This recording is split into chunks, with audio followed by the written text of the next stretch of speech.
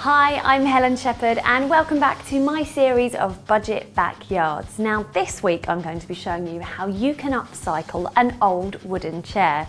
And if you're wondering why we're inside, well, true to form, British summertime, it's actually raining outside at the moment. So we're going to be in this conservatory, but we're still making beautiful pieces for your backyards.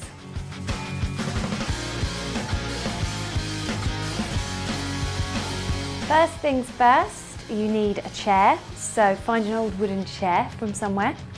You will also need some paper tissue napkins, so go for a floral print, or you can even go for a polka dot design or something like that, but something that you like and that goes with the wood of the chair. Then you need some good old Mod Podge, and I've actually emptied it into a little Christmas pudding bowl here to make it a little bit easier to use. You need a brush to paint it on with.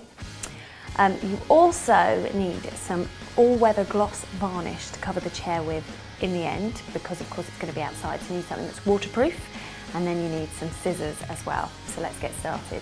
So the first thing that I've done is laid the paper napkin across the seat of the chair, and then you just need to cut it into strips to cover the pieces of the chair. So it's really easy to do, and you don't have to do it perfectly. The glue and the varnish will hold it down.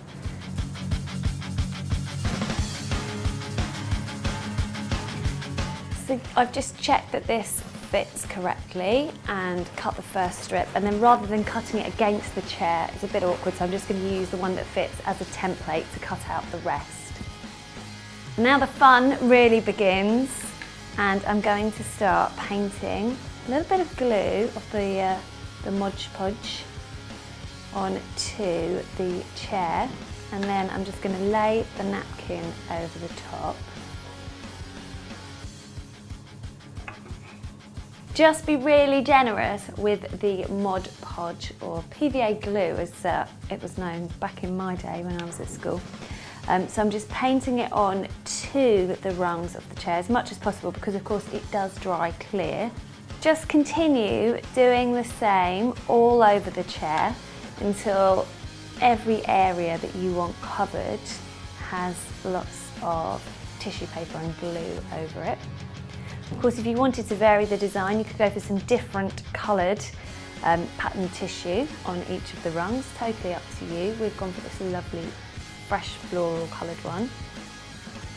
Check that your chair has dried, so that all of the glue has dried, and then you can start to add a layer of varnish. So you just need a thin layer, and you just carefully varnish the top of each piece of the chair that you've covered in your tissue paper. And this varnish is going to make it waterproof for outside in the garden.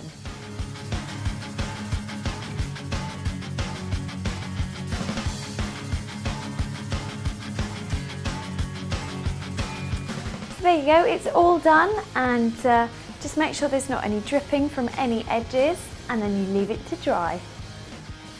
Here is the finished chair, and I really love the rustic and shabby chic feel it has to it. It would look perfect grouped together with a selection of different coloured chairs with different coloured patterns on them. If you have enjoyed the video, don't forget to click the like button and to subscribe to the channel Deco Bliss. And you can also follow us on Twitter and Instagram, and like us on Facebook. This has been the last episode in the series, but I do hope to see you all again here very soon on Deco Bliss.